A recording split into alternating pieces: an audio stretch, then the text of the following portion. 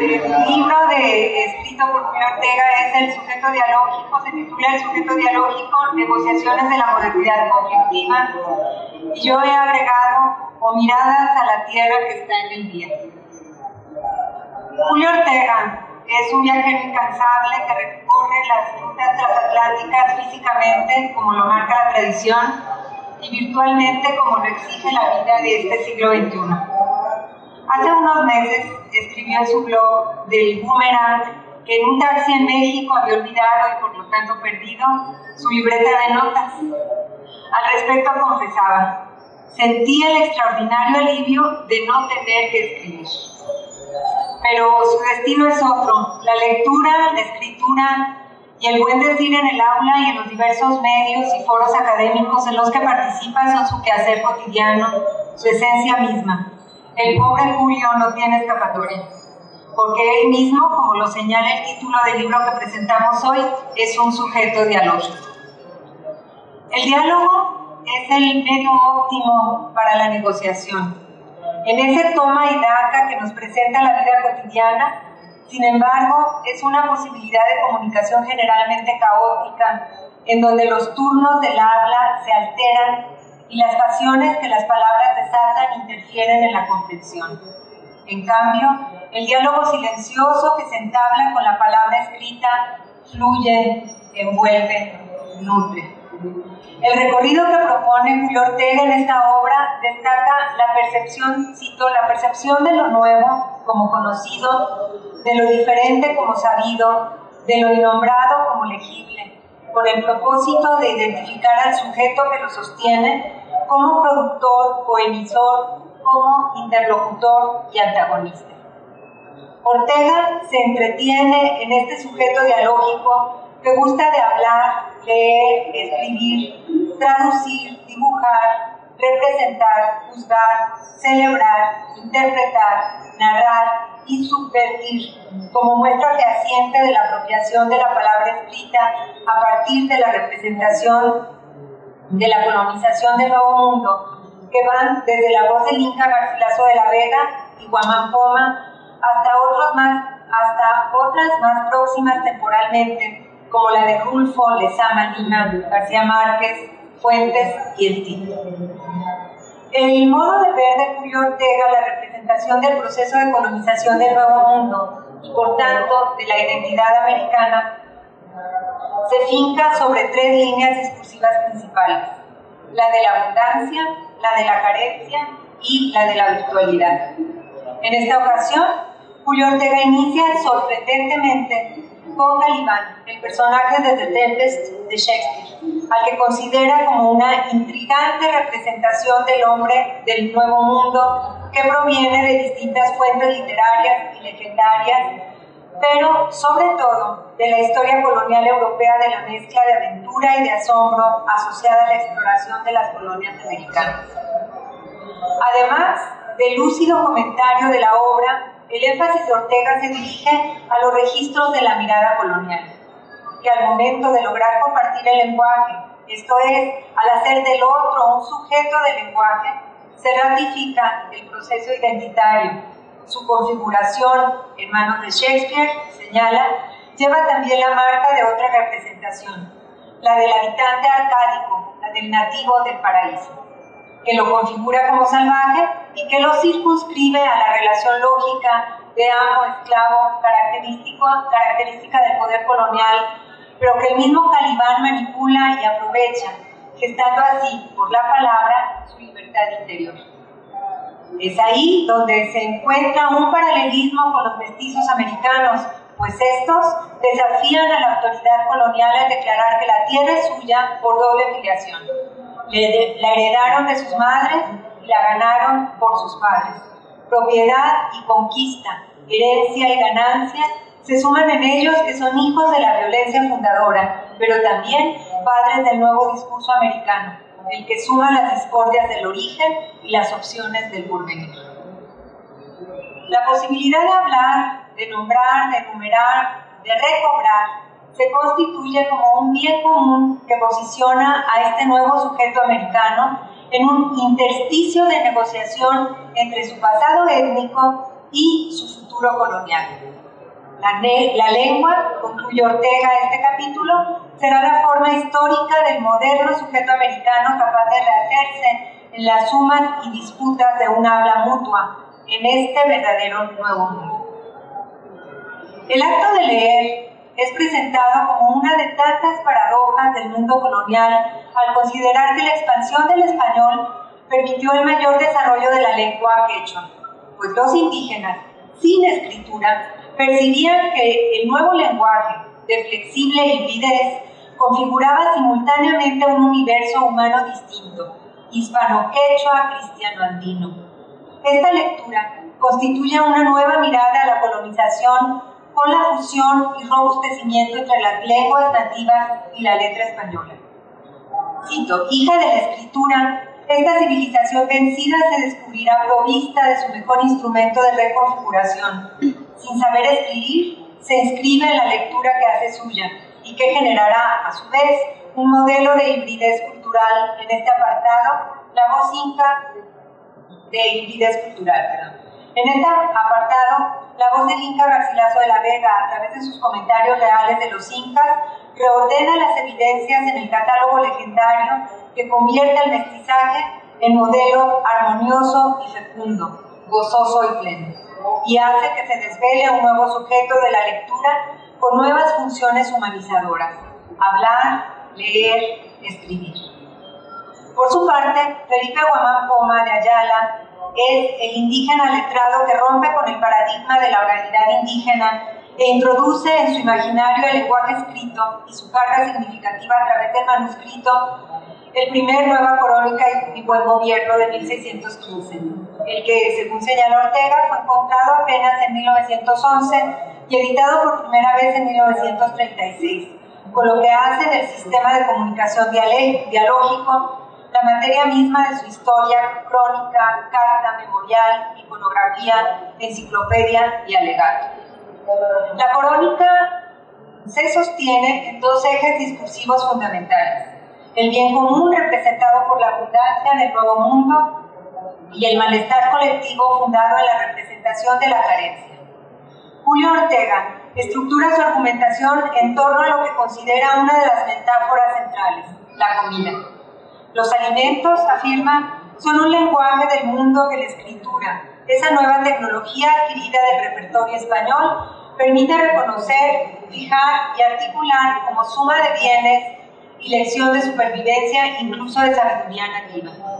Guamán Poma se convierte en un promotor de la escritura entre los indios andinos como una vía de preservación de su propia lengua, y él mismo, centrándose en los alimentos, practica una irrestricta, copiosa, fecunda apropiación del mundo natural para convertirlo en universo humano, que permite preservar sus nombres, su uso y consumo y prodigarlos en la plaza pública. El encuentro del mundo español y el indígena estaba marcado por inmensas diferencias culturales. El primero pertenecía a lo que Julio Ortega nombra la civilización del signo, mientras que el inca pertenecía a la cultura de la palabra oral. Pero la incapacidad para leer era compartida. Ni Pizarro ni Atahualpa sabían leer. De ahí que Ortega cite la leyenda, capturada en la letra por Garcilaso, que relata que durante los días de prisión el inca aprendió, por curiosidad, algunas palabras y escribió en la uña de su pulgar la palabra Dios. Se dice que la mostró a Pizarro preguntándole por su significado y comprobó que su rival no podía leerla. Más allá del sentido histórico o legendario del encuentro mencionado en el texto, surge la palabra, la traducción, la interpretación como diálogo, como un espacio nuevo de acordar y desacordar que persiste en otros registros de la ambigüedad que generan las versiones de la historia oficial. Como se observa en el caso de Atahualpa, que desconocía el significado del libro objeto y de la palabra escrita, además de las limitaciones exegéticas de la palabra con mayúscula en su imaginario, provocada a su vez por las pobres traducciones de estos asuntos imposibles, ajenos a la sensibilidad retórica de los indios, caracterizada por la discreción y la curiosidad. Para Ortega, Garcilaso y Guamán terminan elaborando verdaderos modelos de procesar y proyectar la actualidad desde la historia, el presente desde la memoria. Sus Sus alegatos se deben tanto al presente, crónica, como a la memoria, historia, tanto al documento, denuncia, como al proyecto, buen gobierno futuro. El Inca Garcilaso de la Vega se erige como un nuevo sujeto colonial. Su obra está animada por el drama específico de recuperar los orígenes, dándoles una historia mayor dentro de la tradición europea. Su condición de mestizo, de cusqueño andaluz, amplía su registro personal que lo proyecta como un sujeto forjado en la doble lengua, que destaca más que la interpretación, la evidencia. Por su parte, Guamán Poma se adhiere al mito y lo retoma en su nueva crónica, y con él la metáfora, señala Ortega, se transforma. Apoyándose en los dibujos de las decapitaciones de Atahualpa y de Tupac Amaru, en una elaboración de orden cultural que ensombrece el poder de la palabra y enaltece la perspectiva indígena acerca de la muerte de los gobernantes incas, tornándola cíclica y por tanto permanente. Testimonios nativos posteriores, como el poema Al gran Inca Atahualpa, traducido al español por José María Arguedas, recupera el mito en la elegía funeraria que destaca la fragmentación del Inca como metáfora de la experiencia colonial, con las piezas teatrales con la muerte de Atahualpa como motivo. Julio Ortega se detiene en Tragedia del fin de Atahualpa, escrita en quechua y traducida por Jesús Lara, obra que revela además la mirada indígena a la escritura como un hervidero de hormigas o como las huellas que dejan las patas de los pájaros en las lodosas orillas del río. Asunto que retoma con variaciones en otra dramatización, la conquista de los españoles. En esta travesía de traducir, Ortega identifica al sujeto del Nuevo Mundo como el intérprete del traducir permanente, cualidad que lo inserta en la modernidad. Dejando atrás la representación andina, Julio Ortega se centra en el dibujar y lleva a su lector en este proceso dialógico en el que lo ha capturado, a encontrarse con el Caribe a través de la serie iconográfica conocida como The Drake Manuscript, cuyo título es Histoire naturelle des Indes, que consiste en 199 dibujos de plantas, animales e indios del Caribe y de breves comentarios en francés. El dibujo es claro el establecimiento de un paisaje, nos dice Julio Ortega. La mirada comprueba en los dibujos la vivacidad de la memoria, el pálpito del cuerpo, el estremecimiento del gusto reciente, el gozo, en fin, de lo vivo. Los colores de lo vivo dan a las frutas la temperatura de la duración, el instante del sabor.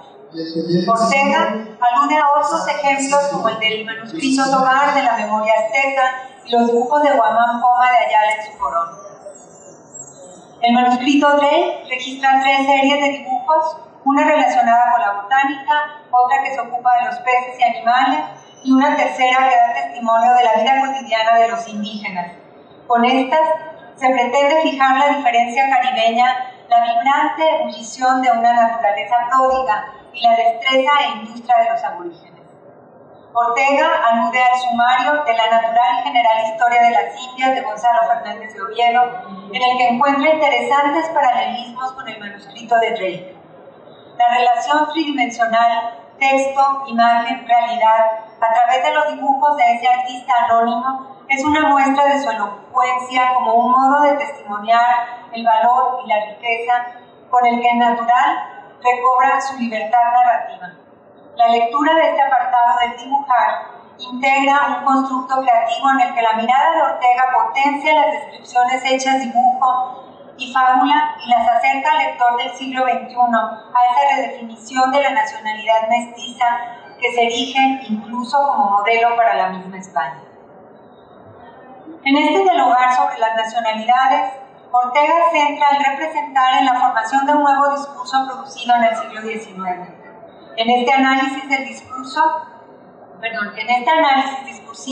se ocupa de distintas voces, entre las que destaca la de Ricardo Palma con su texto Tradiciones Peruanas, Simón Rodríguez, particularmente en el folleto Sociedades Americanas, publicado en el 1842, José Martí, Andrés Bello, Ignacio Manuel Altamirano, entre otras, cuyo análisis lleva al lector a preguntarse: ¿cómo leer la formación cultural en Latinoamérica en el siglo XXI? la respuesta quizá apuntaría a la consideración de los discursos de la abundancia, de la carencia y de lo virtual en el incumplido proceso de descolonización, en el que las descripciones de la abundancia son desrepresentadas por las carencias de una realidad apabullante en la que impera la injusticia, la pobreza, la ignorancia, el caos, y que condenan a estos países a la anarquía, el caudillismo, la corrupción y la violencia política, y que son la simiente para una literatura que proponía un nuevo arte para nuevos tiempos, ese arte que testimonia, recrea y proyecta, haciendo a la poesía y a la novela depositaria de discursos renovados. En los capítulos finales, Ortega juzga a través de la más breve entre las mayores novelas latinoamericanas, Pedro Páramo, escrita por Juan Rulfo, celebra la teoría del barroco latinoamericano con el poeta cubano José Lezama Lima, que estimula la sensibilidad barroca a través de la relación gozosa con el mundo, gracias a las mediaciones de la nominación y la sobrenominación. Interpreta con Gabriel García Márquez, ocupándose del amor y otros demonios, e inscribiéndola en lo que denomina la tradición retórica del lenguaje de las lágrimas. Narra con Fuentes y subvierte con D'Albel Eltí. Con este recorrido por algunos de los grandes relatos latinoamericanos, Julio Ortega pretende esclarecer la vulnerabilidad del sujeto del asombro y la fortuna, hijo de la saga popular, víctima fronteriza y desplazada, y recomienza el ciclo de las funciones humanizadoras del hablar, del leer, del escribir, del nuevo sujeto dialógico en la eterna modernidad conflictiva. Finalmente, no se puede dejar pasar que El hervidero de hormigas, que es la obra de Julio Ortega, debe ser leído en su totalidad. Es decir, hay que centrarse en las hormigas grandes y también en las pequeñitas, pues justo ahí, en las notas de pie de página, es donde el comentario marca el inicio del diálogo. Muchas gracias.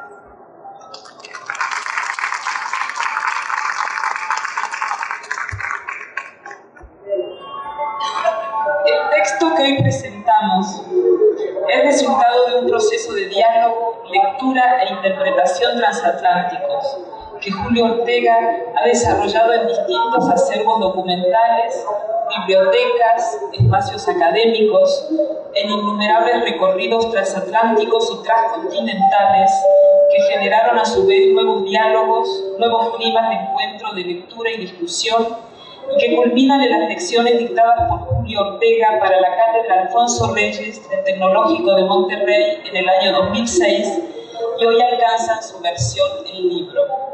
Es decir, que este es un libro que ha sido gestado, pensado a lo largo de muchos años y se ha ido decantando. Da muestras además de lo que yo llamaría la ética del trabajo intelectual, porque hay aquí un análisis riguroso de los textos, una consulta rigurosa en fuentes documentales, una revisión acuciosa de toda la crítica sobre cada uno de los temas, e insisto, una lectura exquisita de los textos, desde los de Guamán Poma del Calibán hasta D'Albel Eltí, lo que aquí se ha comentado. Largos años de reflexión sobre el discurso de la abundancia en su relación tensa y constructiva, pero también productiva, con el discurso de la carencia y con el discurso de la virtualidad.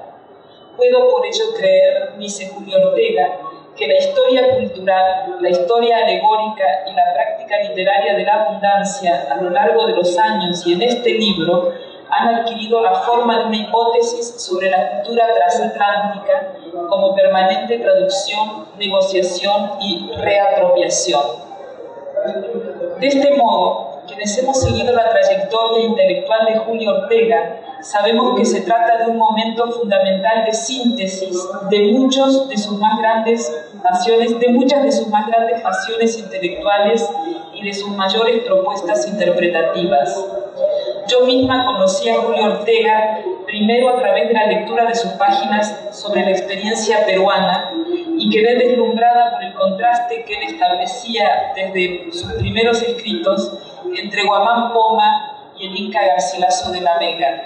Guamán Poma y el Inca son dos figuras previas a la peruanidad, constructoras de la peruanidad, en las cuales se da en Huamán un quiebre, una escisión, un desgarramiento fundamental entre lo indígena y lo español, mientras que en el Inca Garcilaso se da una síntesis de ambos mundos. Entonces, para Julio, el contraste entre la figura de Huamán Poma, quebrado, fracturado, y la del Inca, integrado, es un poco la síntesis de la historia del Perú y de América en general. Luego tuve la fortuna de conocer a Julio Ortega personalmente en la UNAM, en una etapa de su proyecto transatlántico, y más tarde en el Congreso de Brown y en Madrid, donde estos mismos temas se recombinaban de distinta forma.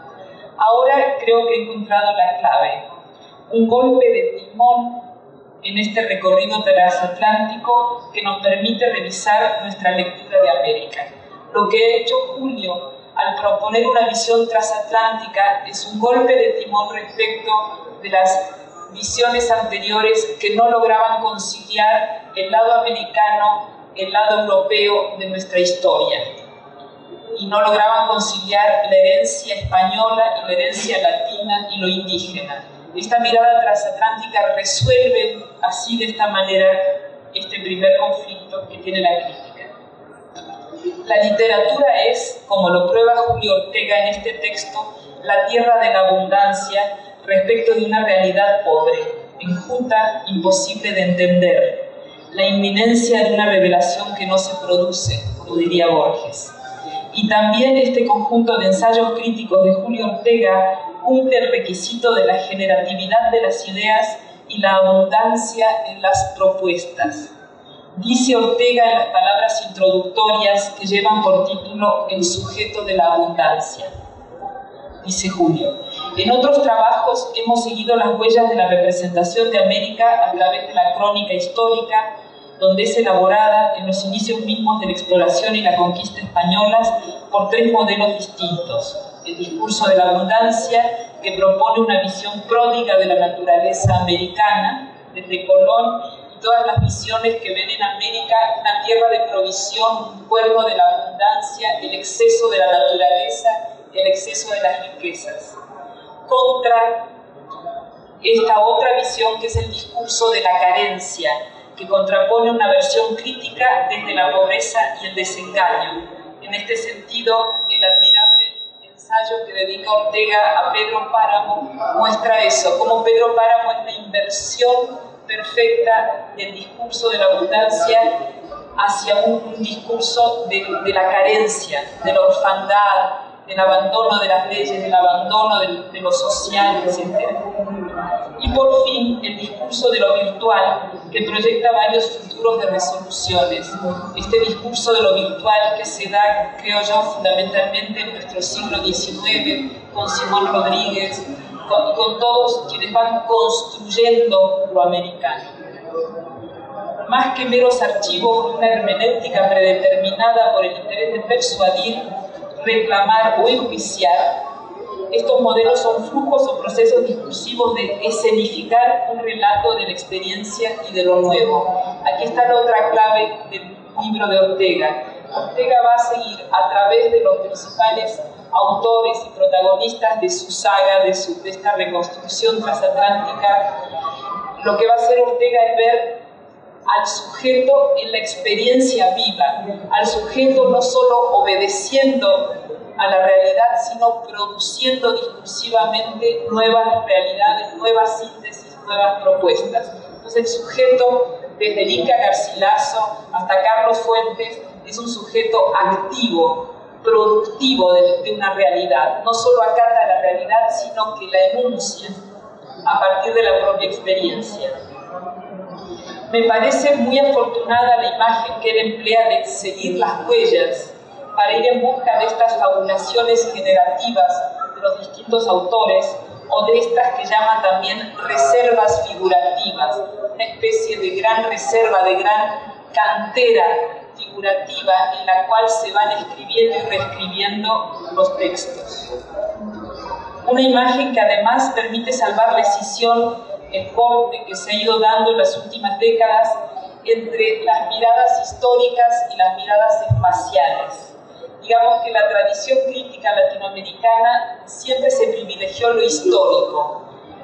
A partir de las lecturas postcoloniales se empieza a privilegiar lo espacial y se nos habían quedado en el tintero dos temas fundamentales: volver a la historia desde una perspectiva nueva y recuperar la belleza, la estética, el trabajo artístico, además de los análisis ideológicos, de los análisis temáticos. Había que volver a leer los textos incluyendo el aspecto productivo, generador de soluciones estéticas que podían ofrecer. Un modo de conciliar y también superar entonces los enfoques propios de los estudios culturales y postcoloniales respecto de la tradición marcadamente historicista de la propia crítica latinoamericana, y a los enfoques que ponen el acento en las prácticas discursivas y la relación del sujeto con el poder. Julio Ortega las enriquece con una mirada que acentúa la experiencia del sujeto, la autoconstrucción del sujeto y las operaciones estéticas.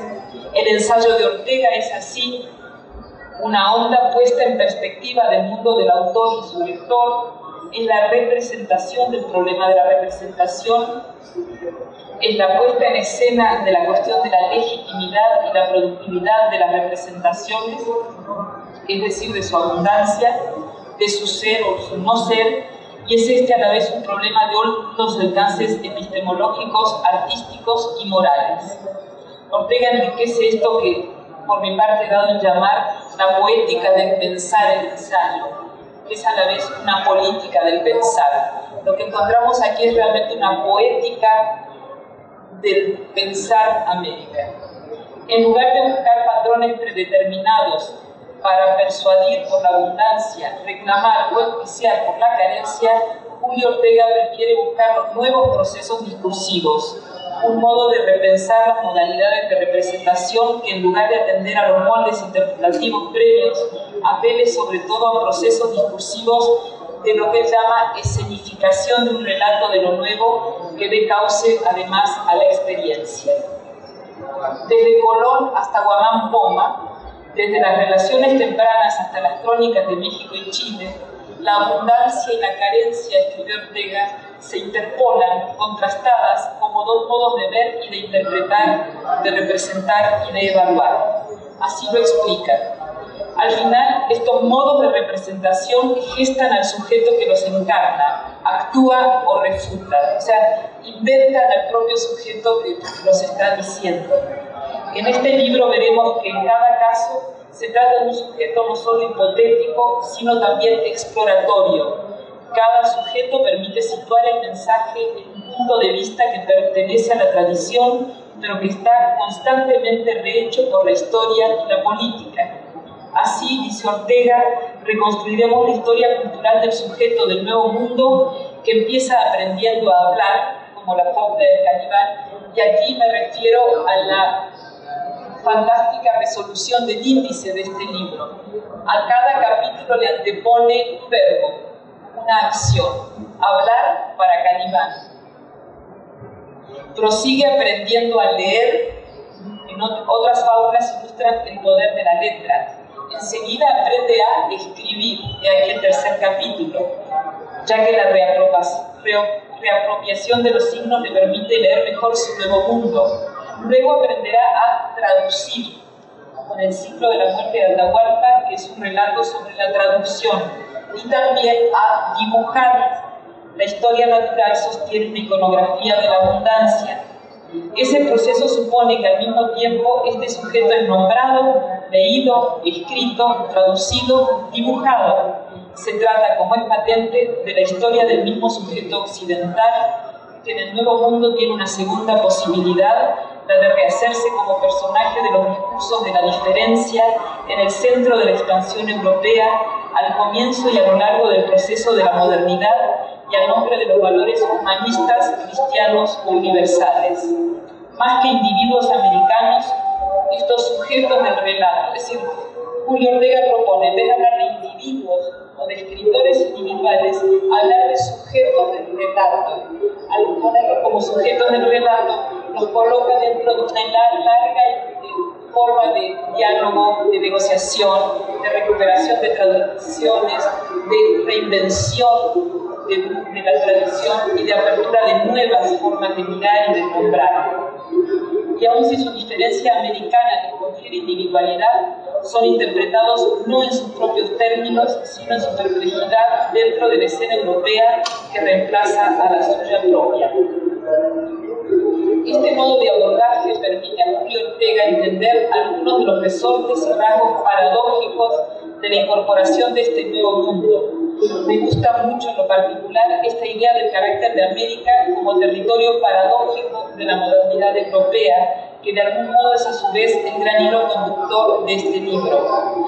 Dice Ortega que este nuevo mundo incluso empezaba a tener historia natural antes de tener un nombre. Quizá las Indias fueron, escribe, sobre todo al promediar el siglo XVIII, la demostración de que España no fue en verdad un imperio cristiano, pero tampoco un Estado moderno. Irónicamente, debido a la diversidad de lenguas y naciones, las muchas geografías económicas y las varias historias naturales, estas regiones de ultramar fueron adquiriendo el carácter de territorios paradójicos de la modernidad europea. En cuanto al propósito de la obra, dice Julio Ortega que nos interesa más bien la percepción de lo nuevo como conocido, de lo diferente como sabido, de lo innombrado como legible, esto es, la historia cultural de las representaciones que desde nuestra lectura se formalizan en torno a campos de categorización y normatividad que producen un trabajo semántico y semiótico de rica textualidad. Partiremos por lo mismo de la construcción de las representaciones, pero con el propósito de identificar al sujeto que las sostiene como productor o emisor, como interlocutor y antagonista, a través de una serie de textos, historias y casos privilegiados por su densidad. Buscaremos entender los procesos de formación de estos sujetos cambiantes y diversos, hechos en la historia y el lenguaje, pero hechos también en la necesidad política de responder a la colonización a través de estrategias narrativas, negociaciones y reagrupamientos, apropiaciones y transcodificaciones, demandas y debates que son toda una práctica cultural de la hibridación. Así, por ejemplo, al hablar del Calibán, que ya ha sido citado aquí, en lugar de repetir el lugar común que nos dio de comer a tantos críticos latinoamericanos sobre Próspero enseñó a Calibán a hablar y este solo aprendió a maldecir, prefiere afirmar Ortega que Calibán también aprendió a nombrar, cosa que se nos olvida. No solo aprendió a maldecir al conquistador, también aprendió a nombrar, a enumerar el bien gratuito, fecundo y abundante de su isla. No es entonces solo rebelión, ni tampoco solo asimilación al sistema colonial, sino la posibilidad de convertir al hecho de habla y a la posibilidad de nombrar un hecho de vida una nueva historia. O para tomar otro ejemplo, en los admirables estudios que dedican Guamán Poma y a Garcilaso de la Vega, muestra cómo ambos se alarman por la destrucción de la cultura y a su modo la denuncian, pero, dice Julio Ortega, ambos también dan forma intelectual a lo que en la práctica colonial será la estrategia de la cultura vencida, es decir, la negociación de legitimidad que permita, a través de la apropiación de los bienes europeos, sobre todos ellos, el primer bien de bienes que es la escritura, reafirmar la memoria andina y delimitar espacios propios, una red no solo de supervivencia y resistencia, sino de consolidación y crecimiento de lo propio gracias a lo nuevo. Esta palabra, legitimidad, es de enorme importancia. La palabra americana busca legitimarse, es decir, ser reconocida. Por mucho tiempo saben ustedes que a los indígenas se los trataba como menores de edad. Buscar la legitimidad es buscar nuestra mayoría de edad, nuestro derecho a ser vistos, a ser entendidos, a existir. Es así como en el seno mismo de una postura paradójica respecto de la modernidad europea, estos hombres se nos manifiestan como modernos.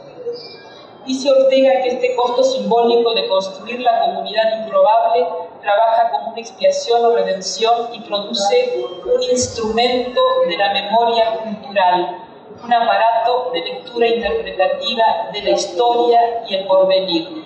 Es decir, que las respuestas que cada autor va dando pasan a generar parte de una gran memoria cultural, un aparato de lectura interpretativa que puede seguirse, por ejemplo, como lo hace él de manera primorosa, un tema, el tema del árbol. Si pensamos en la enorme cantidad de imágenes que José Martí nos remiten al árbol, injértese en nuestras repúblicas el mundo, decía José Martí, en nuestra América, pero el tronco ha de ser el de nuestras propias repúblicas. Bueno, el gran tema del árbol en realidad lo podemos rastrear hasta el Inca Garcilaso, que piensa también en la imagen del injerto, de lo extraño en lo propio, y lo podemos llevar hasta Carlos Fuentes y su naranjo como el mismo símbolo de la abundancia y de la posibilidad de diálogo de lo propio con lo extraño. Creo ver estuve buscando como detective privado alguna clave de este libro. Encontré una posible. Por ejemplo, las palabras que él dedica, leeré dos. La abundancia, dice Julio, la abundancia ciertamente es algo más que el catálogo razonado de los productos de la naturaleza. Es más bien la representación que de la naturaleza hace un discurso. Creo que aquí hay uno de los puntos que nos pueden ayudar a leer toda la obra. Repito, la abundancia es algo más que el catálogo de los productos de la naturaleza. La abundancia es más bien la representación que un discurso hace de esa naturaleza. Así, el árbol americano, al que ya me he referido, por ejemplo. Pero también encuentro una clave posible para leer a Julio Ortega en este pasaje que él mismo dedica a Lezama Lima. En lugar de conquistar, dice a propósito de Lezama, en lugar de conquistar lo que ya ha sido descubierto, llegar a la invención de lo nuevo desconocido con los materiales del saber tradicional. Lo dice Julio sobre Lezama, yo lo digo sobre él. En lugar de conquistar lo que ya ha sido descubierto, llegar a la invención de lo nuevo desconocido con los materiales del saber tradicional. Quienes nos dedicamos a estudiar la literatura hispano y latinoamericana, sabemos que se ha abusado de las lecturas contenidistas, ideológicas, que enfatizaron la visión histórica tradicional al ofrecernos visiones de conjunto no conflictivas, como él lo dice admirablemente sobre Enrique Sureña, que trató de darnos una imagen demasiado armónica a veces, no conflictiva de nuestra historia cultural, y que hacían de lo literario el efecto de una causa exterior.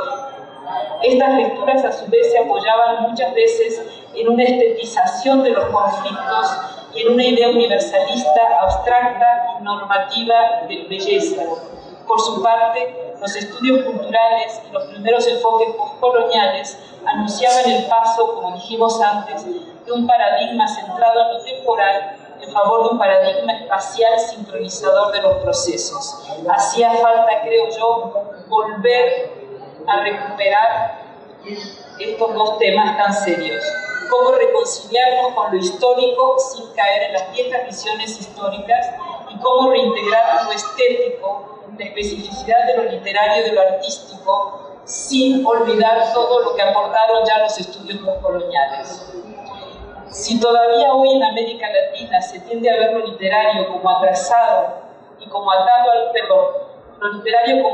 carro de lo histórico y de lo ideológico, en este golpe de timón transatlántico, Julio Ortega invierte genialmente y desde el interior mismo los términos y redescubre el carácter generativo de la literatura. El sujeto americano se construye a sí mismo y construye su propio mundo a través de la palabra, elaborando una memoria cultural, un aparato de lectura interpretativa de la historia y del porvenir.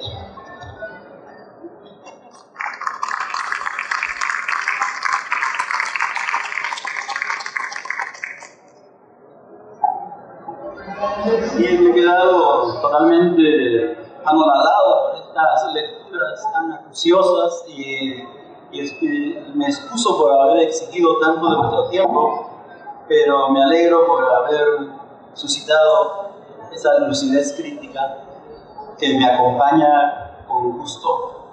Pues no queda mucho más que añadir. Quizás salvo decir que este libro trata de proponer que puede haber muchas maneras de leer la experiencia cultural latinoamericana como la construcción de un sujeto en diálogo, más allá de los lugares comunes que han explicado a partir de escenarios históricos, culturales, ideológicos, la suerte y el destino de lo latinoamericano. El primer modelo sobre América Latina es la asimilación. La idea de que el mundo europeo se apodera del mundo indígena y hay una conquista espiritual de América, por ejemplo, que se demostró muy pronto por la etnología que era totalmente equivocada, ¿no? Incluso Toynbee, cuando visitó el Perú, descubrió que la conquista todavía no había terminado, según él. Después hay el modelo del fracaso, sobre todo en el siglo XIX, cuando grandes intelectuales como Sarmiento, por ejemplo, después de su presidencia descubre que ha fracasado y dice, ¿por qué he fracasado? Por culpa de la raza. Entonces esta idea de que la raza americana, por ser una raza híbrida o mestiza, no está destinada a lo moderno, pues es una especie de autonegación que se va a convertir en una manera de interpretar lo latinoamericano que hasta ahora existe, ¿no? La idea, por ejemplo, de un historiador peruano, el Perú es un burdel. Es una especie de leve exageración que contestó muy bien un amigo escritor que le dijo, pero Pablo, ¿tus hijos viven aquí? ¿No puede ser un burdel? ¿Sí?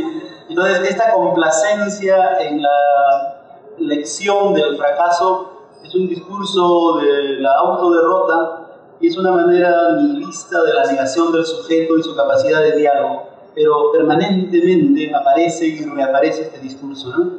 Después hay el discurso de la resistencia o la representación de la resistencia, muy típico de los años 60, cuando pensábamos que las utopías pasaban por la revolución y la revuelta. Y creíamos que los sujetos se construyen a partir de la protesta, la oposición, la confrontación, incluso la revolución y a veces la lucha armada, ¿verdad? Esta idea de la resistencia fue muy costosa, costó muchas vidas. En el Perú se dice que en las comunidades de los indígenas hay más tesis sobre las comunidades que indígenas vivos. O sea que, digamos que los indígenas hasta favorecieron las disciplinas que se ocupan de ellos, ¿no? Como capital simbólico más que como seres humanos. La resistencia fue extraordinariamente costosa y todavía, sobre todo los académicos norteamericanos leen la historia americana como una historia de resistir permanentemente al poder.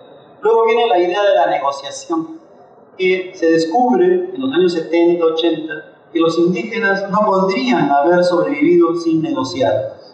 En realidad no hay ninguna razón para que quede un solo indígena vivo en América Latina, con la extraordinaria violencia que han sufrido.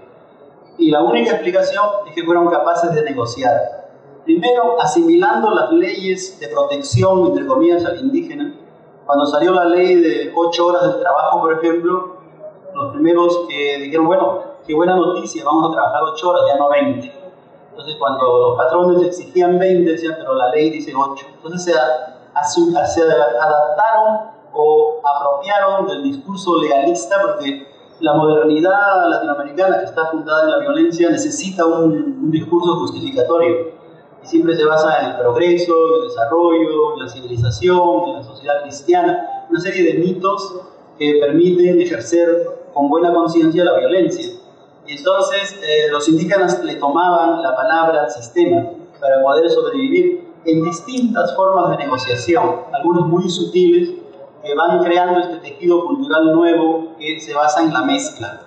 Por eso que los grandes intelectuales indígenas todos recomendaban aprender la escritura. Garcilaso decía, qué buenos doctores habría indios si fueran a Salamanca. Y el Inca Garcilaso recomendaba la escritura, porque sin la escritura no se podía negociar con el conquistador. Hoy día tenemos varias versiones del discurso de los modelos de la negociación, todos conflictivos, porque siempre es muy difícil negociar, el poder siempre deslegitima el diálogo. Y tiene que ver, creo yo, con la creación histórica de este sujeto del diálogo, porque el diálogo que es la construcción de la lógica social con el discurso, que es una postulación clásica. En el manejo del lenguaje y en el diálogo nace la ciudad, que es un producto de la civilización, y la civilización es un producto de la ciudad.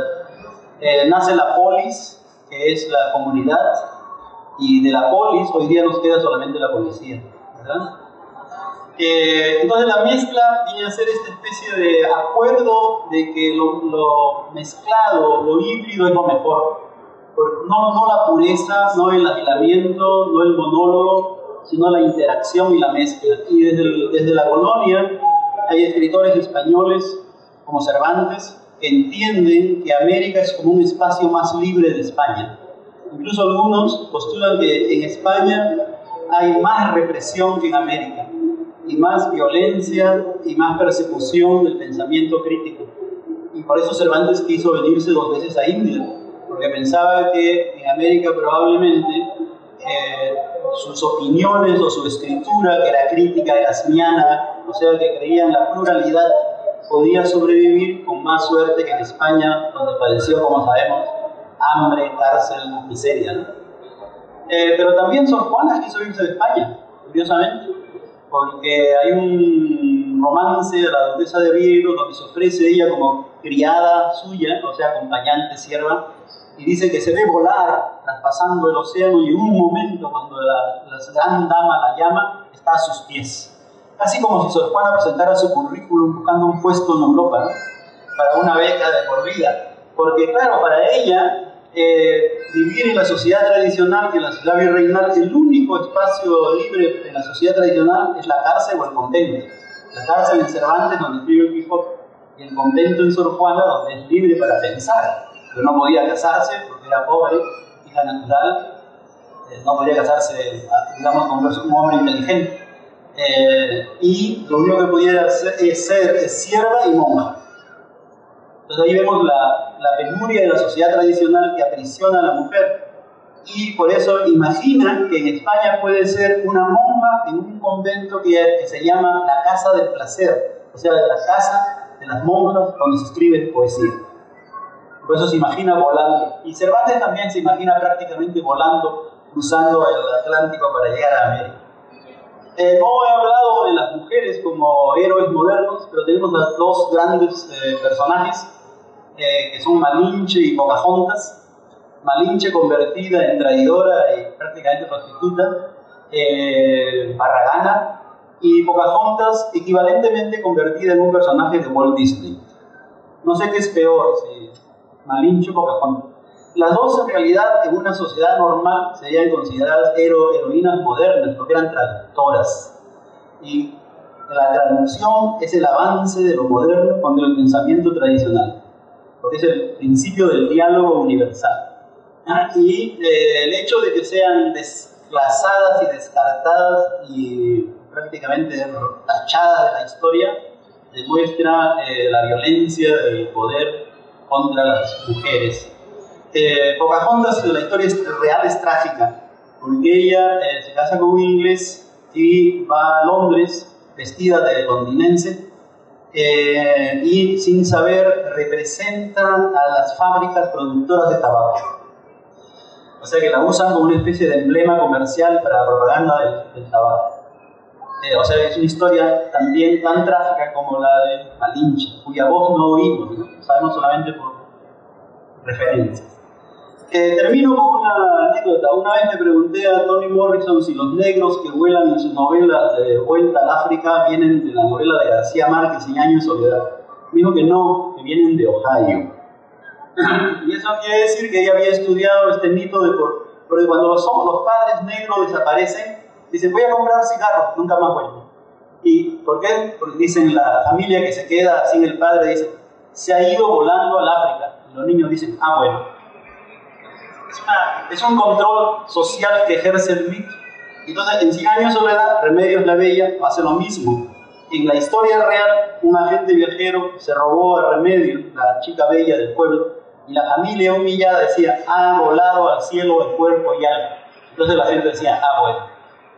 ¿Qué quiere decir esto? Que en Estados Unidos y en el Caribe hay un trasfondo mítico en la memoria cultural que es africana. Estas dos leyendas vienen del África, ¿no?